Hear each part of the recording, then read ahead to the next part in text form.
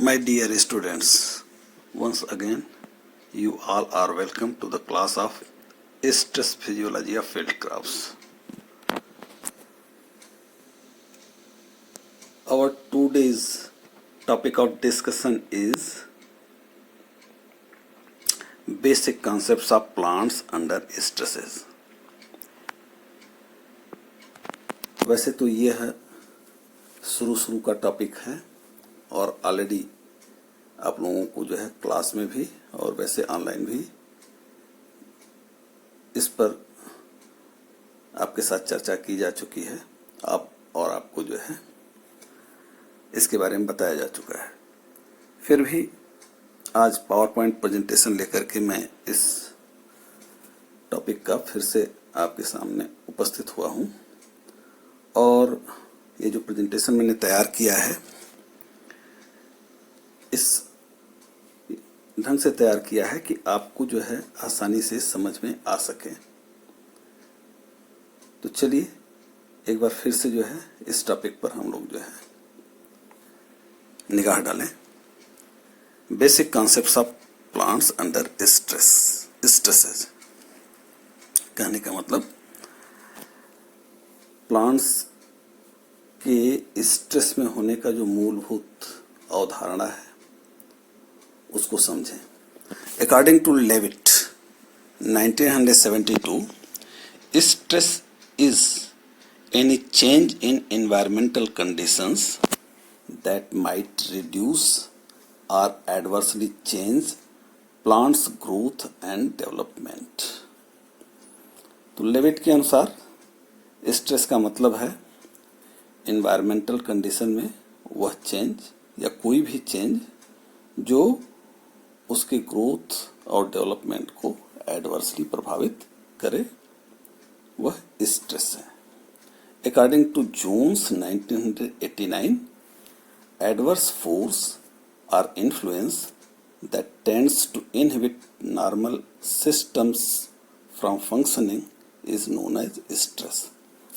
उसी चीज को इन्होंने दूसरे अपनी लैंग्वेज में कहा है, मीनिंग वही है। दोनों के अनुसार हमने इसको कंक्लूड किया है। We may conclude that the occurrence of suboptimal और unfavourable environmental conditions, it may be biological और abiological in nature, which affect adversely normal growth and development of the plants are termed as stressful conditions। मतलब वातावरण की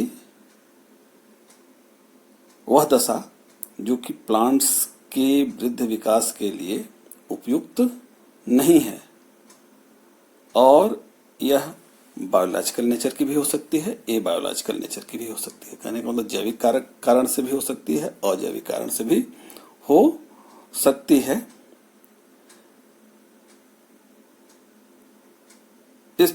तो ऐसी दशा को stressful condition कहा जाता है। Next, unfavourable environmental factors include deficit और excess of moisture, high and low radiation, high and low temperature, acidity, alkalinity and salinity of soil and water, deficiency or toxicity of nutrient elements, soil, water and air pollutions,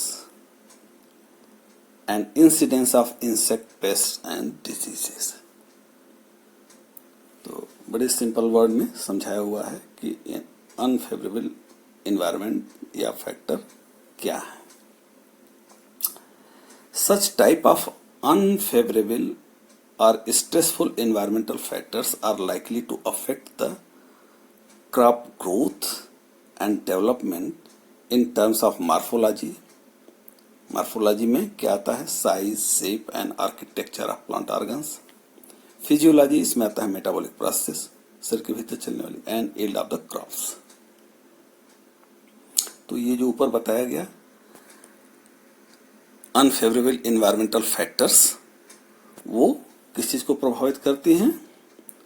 तो वो affect करते हैं morphology को, physiology को और yield of the crops. Stress and strain, हाँ आइए इस बात को समझते हैं। What is stress and what is strain and what is difference between both. An environmental factor potentially unfavorable to plants' normal growth and development is termed as stress। वातावरण की वह दशा जो कि किसी भी प्लांट के सामान्य वृद्धि विकास के लिए प्रतिकूल हो, उसको स्ट्रेस कहते हैं। The effect of stress on plant condition is called strain। और स्ट्रेस का जो इफेक्ट है प्लांट के ऊपर या रिस्पांस जो प्लांट का है स्ट्रेस के प्रति, उसको स्ट्रेन कहते हैं। This is the difference. According to Newton's law of motion, a force is always accompanied by a counter force. हम सभी जानते हैं। और for an action there is always equal and opposite reaction. In the same sense, we may understand that stress is the action, whereas strain is the reaction। तो stress के परिणाम स्वरूप strain उत्पन्न होता है। ठीक उसी तरह से जैसे न्यूटन के लॉ में हर एक्शन काउंटर फोर्स होता है रिएक्शन से।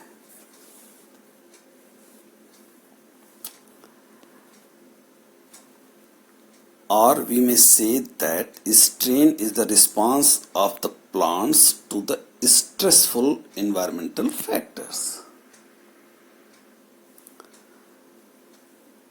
Classification of stress. अब आइए देखते हैं स्ट्रेस कितने प्रकार का होता है। तो जैसा आप देख रहे हैं स्लाइड में मोटे मोटे तौर पर दो तरह का होता है, एबायोटिक स्ट्रेस और बायोटिक स्ट्रेस। अब एबायोटिक स्ट्रेस में चार प्रकार है, temperature stress, water stress, salt और केमिकल स्ट्रेस, रेडिएशन। लेकिन टेम्परेचर स्ट्रेस भी दो तरह का होता है, हाई और लो। वाटर स्ट्रेस भी ड्राउट और फ्लड दो तरह का होता है। साल्ट और केमिकल स्ट्रेस भी दो तरह का होता है, टॉक्सिसिटी और डेफिशिएंसी। रेडिएशन स्ट्रेस भी दो तरह का, हाई और लो। बायोटिक स्ट्रेस,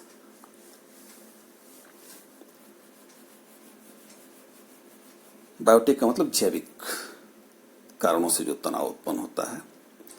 इसमें आते हैं fungi and bacteria, insect pests, herbivores, grazing animals, herbivores, other plants. Plants आपस में, प्लांट्स जानते हैं कम्युनिटी में उगते हैं, तो आपस में खुद जो है एयर के लिए, लाइट के लिए, न्यूट्रिएंट के लिए, मॉइस्चर के लिए वो compete करते हैं, जिससे वो खुद एक दूसरे के लिए स्ट्रेस उत्पन्न करते हैं।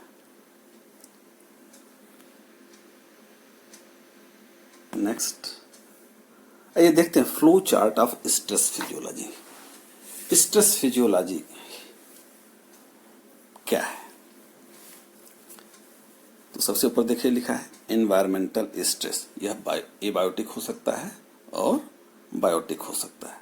अब एनवायरमेंटल स्ट्रेस क्या है आपको बताया जा चुका है। इसके पहले स्ट्रेस के बारे में ही जो है चर्चा हुई है। अच्छी तरह से आपको एनवायरमेंटल स्ट्रेस को अब तक समझ लेना चाहिए। दो तरह का होता है, एबायोटिक और बायोटिक। अब इस एनवायरमेंटल स्ट्रेस का जो रिस्पांस है प्लांट के ऊपर, या प्लांट का जो एनवायरमेंटल स्ट्रेस के प्रति रिस्पांस है, वह तीन तरह का होता है। एक तो रेजिस्टेंस है, दूसरा ससेप्टिबिलिटी है, तीसरा अवॉइडेंस है। कहने का मतलब प्लांट उस एनवायरमेंटल स्ट्रेस के लिए रेजिस्टेंट हो सकता है या ससेप्टेबल हो सकता है या उसके अंदर उस स्ट्रेसफुल कंडीशन को अवॉइड करने का गुण हो सकता है। तो 3 तरह का रिस्पांस प्लांट्स स्ट्रेस के लिए व्यक्त करते हैं। तीनों में ससेप्टेबिलिटी, यदि प्लांट एनवायरमेंटल स्ट्रेस के प्रति ससेप्टेबल है तो क्या होगा, उसको न बर्दाश्त कर पाने के कारण उसकी पत्तियां झड़ने लगेंगी और वह सूख करके डेथ हो जाएगा। If the plants are susceptible to the environmental stress. लेकिन यदि रेजिस्टेंट है तो वो उस स्ट्रेसफुल एनवायरनमेंट के प्रति एक्लिमेशन मतलब अनुकूलित होने की कोशिश करेगा और जिसके परिणाम स्वरूप उसके भीतर मेटाबॉलिक चेंजेज होंगे और वह अपना ग्रोथ करता रहेगा, क्योंकि उस स्ट्रेसफुल कंडीशन के लिए वो अपने अंदर पर्याप्त अनुकूलता विकसित कर लेता है और इस तरह से प्लांट को उस स्ट्रेसफुल कंडीशन में भी सरवाइव करने का गुण आ जाता है। तीसरा प्रकार अवॉइडेंस है। ये वो प्लांट है जो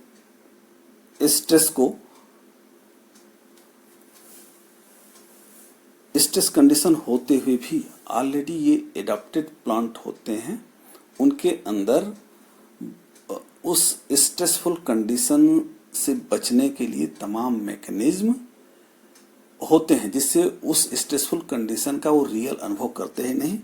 तो यह है अवॉइडेंस मैकेनिज्म।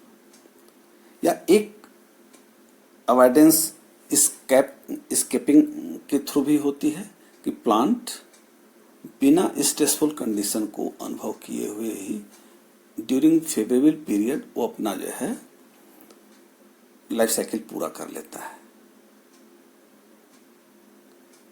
तो before onset of a stressful condition plants life cycle पूरा करके सीड सेटिंग कर लेता है, तो उस निश्चित रूप से जो है उसके ऊपर स्ट्रेस का कोई प्रभाव नहीं पड़ेगा।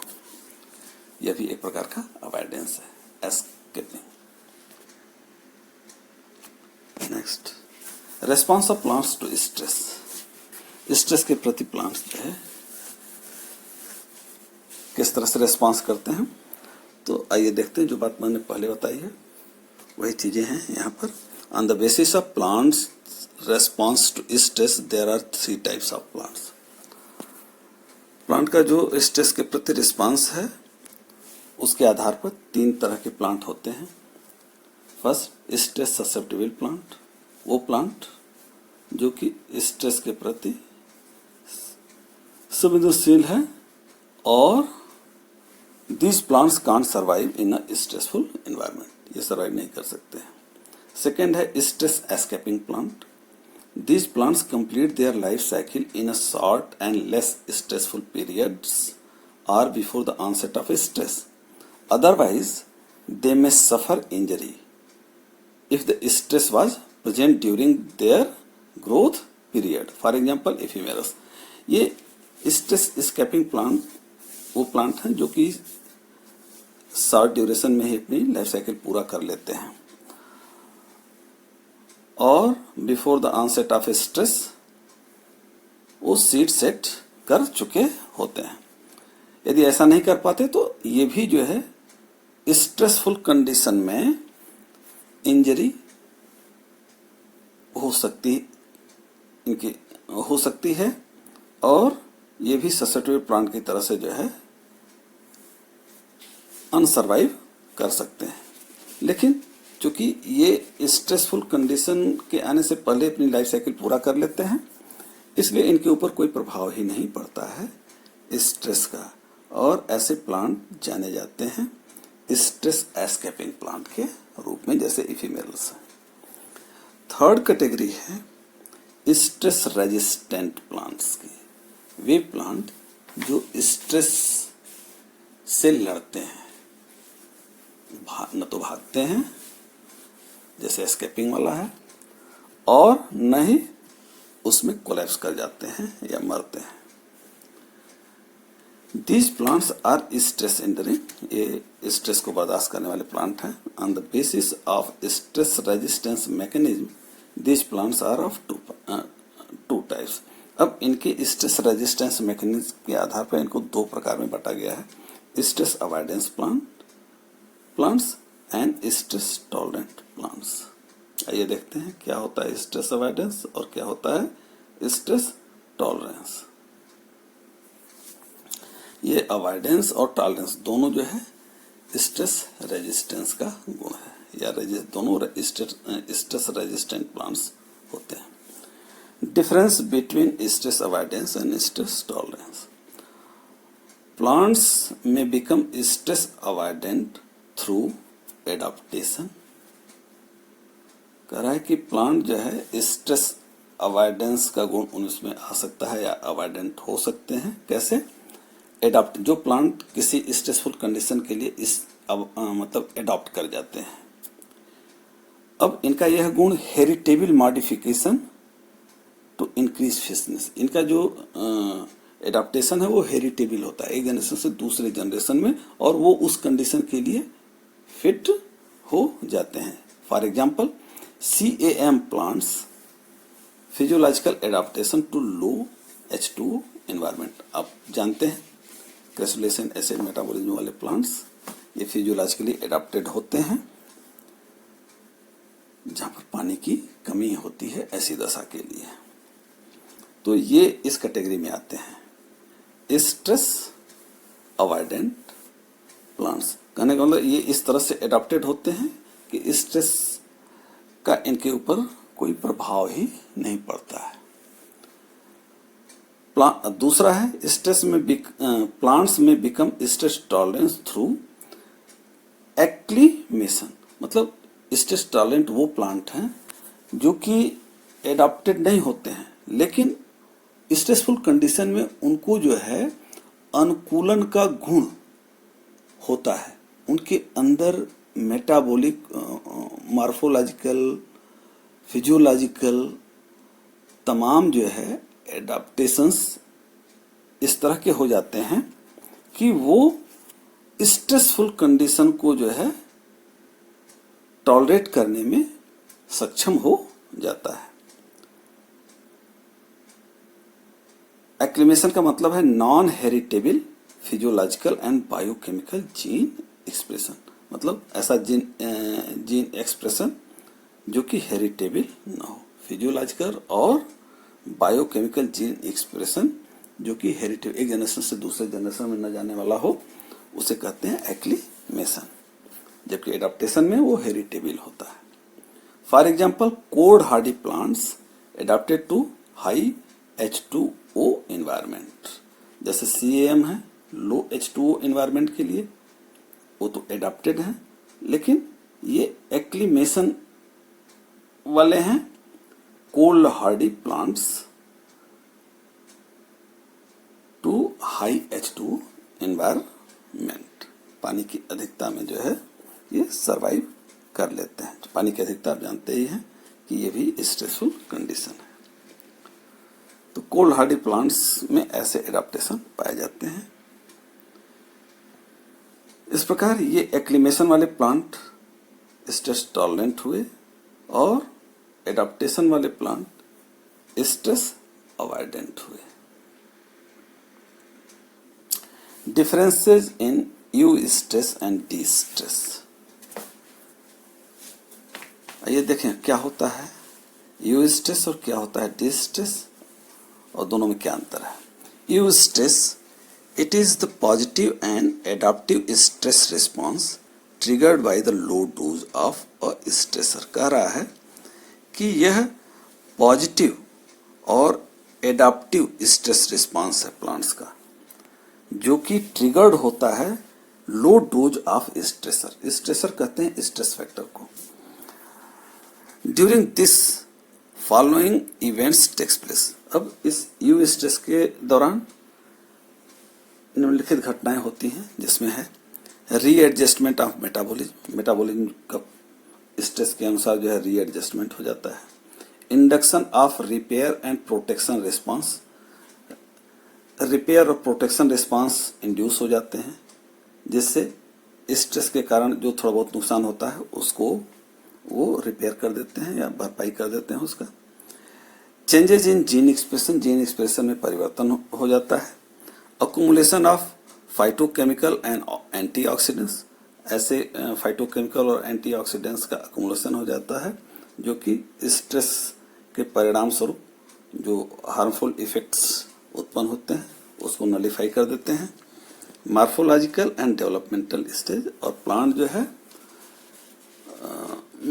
में मार्फोलॉजी और मार्फोजेनेसिस और डेवलपमेंट होता रहता है इस यू स्ट्रेस के दौरान या यू स्ट्रेस के कंडीशन में, क्योंकि यह triggered by low dose of stressor, low dose से जो है यह ट्रिगर्ड होता है, इसलिए प्लांट इसके प्रति अपने को अडॉप्ट कर लेते हैं। Distress, it is the negative stress response, यह क्या है? निगेटिव स्ट्रेस रिस्पांस है caused by high dose of stressor. जब स्ट्रेसर का डोज ज्यादा हो जाता है तब जो रिस्पांस होता है निगेटिव रिस्पांस, उसको डिस्ट्रेस कहते हैं। During this following events take place, अब इसके दौरान जो घटनाएं घटती हैं वो इस प्रकार हैं।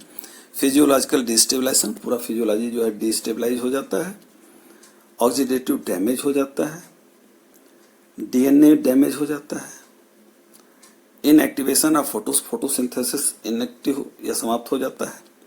Production of distress hormone, distress hormones उत्पन्न होते हैं और अल्टीमेटली सेल डेथ हो जाता है, और जो कि काज करता है प्लांट को भी डेथ कर देता है।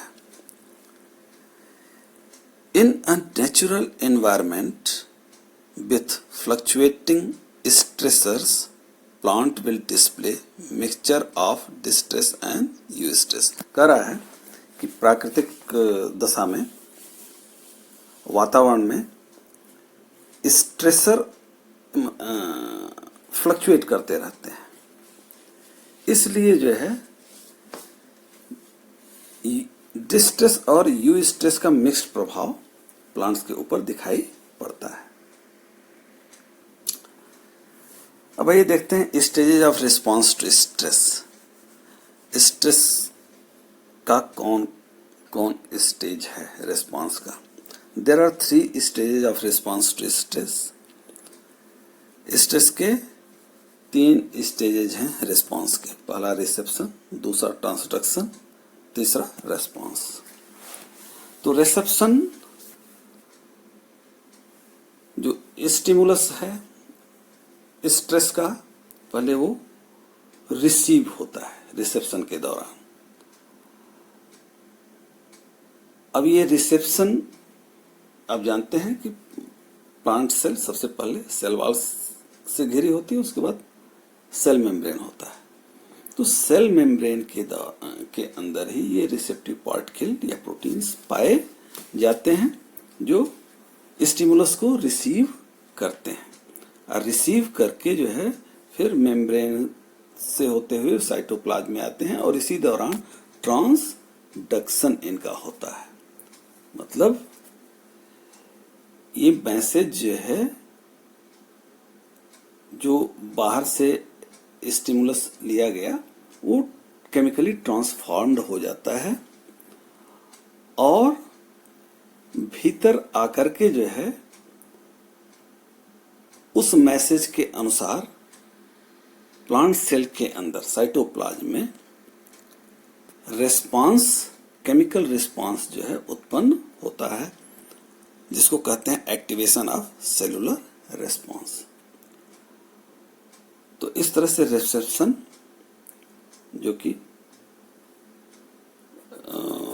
सेल मेम्ब्रेन के अंदर होता है, बाहर से स्टिमुलस को ग्रहण करना, हार्मोनल नेचर में एनवायरमेंटल स्टिमुलस, ये सेल मेम्ब्रेन के अंदर जो लिपिड और प्रोटीन है उसमें कैरियर मॉलिक्यूल के द्वारा जो है ये एक्सेप्ट करके उसको ट्रांसफॉर्म करके जो है मैसेज भीतर पहुंचाया जाता है और उस मैसेज के अनुसार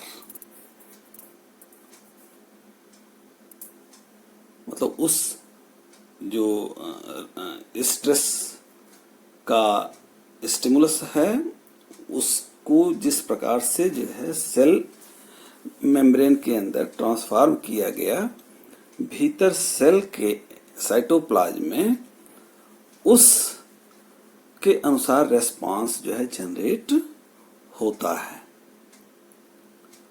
अब यही रेस्पॉन्स यू स्ट्रेस भी हो सकता है और डिस्ट्रेस के रूप में भी हो सकता है। डिपेंड करेगा कि हाई डोज स्ट्रेस का मिल रहा है कि लो डोज स्ट्रेस का मिल रहा है। प्लांट सरवाइव करेगा, ससेप्टेबल है कि प्लांट रेजिस्टेंट है, उसके आधार पर जो है एक्टिवेशन ऑफ सेलुलर रिस्पांस उत्पन्न होता है। Next slide. Response of different organs of the plants to stress. हाँ, इस डायग्राम में आपको दिखाया गया है कि प्लांट के डिफरेंट ऑर्गन का स्ट्रेस के लिए किस प्रकार का रेस्पॉन्स होता है। Response of different organs of the plants to the stress. अब आप देख सकते हैं मुख्य रूप से दो भाग प्लांट का है, जड़ और तना। तो जड़ में कौन कौन से स्ट्रेस का प्रभाव पड़ सकता है, तो ड्राउट और साल्ट या केमिकल स्ट्रेस, फ्लडिंग पानी की अधिकता का, और तने में भी जो है excessive temperature, ozone, environmental pollution, ऐसे लाइट, ऐसे एनवायरमेंटल फैक्टर का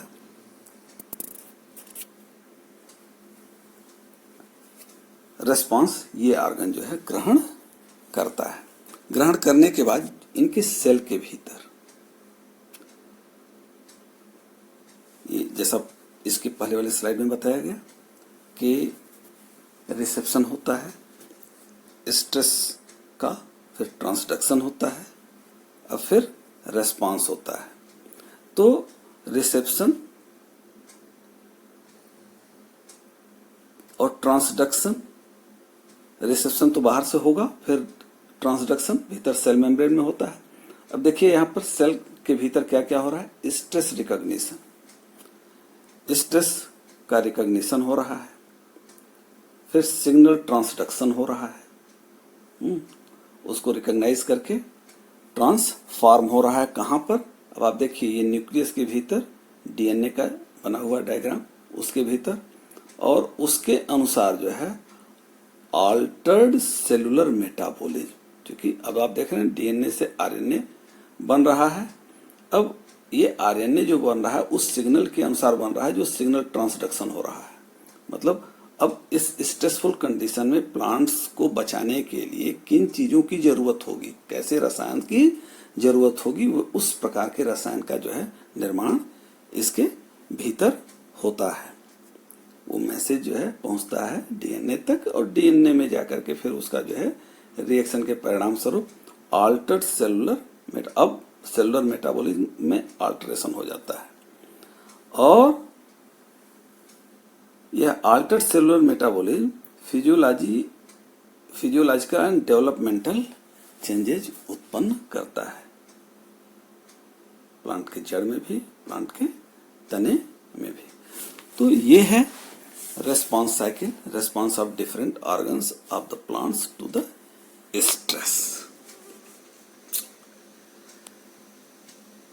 The end. Now the class has been over.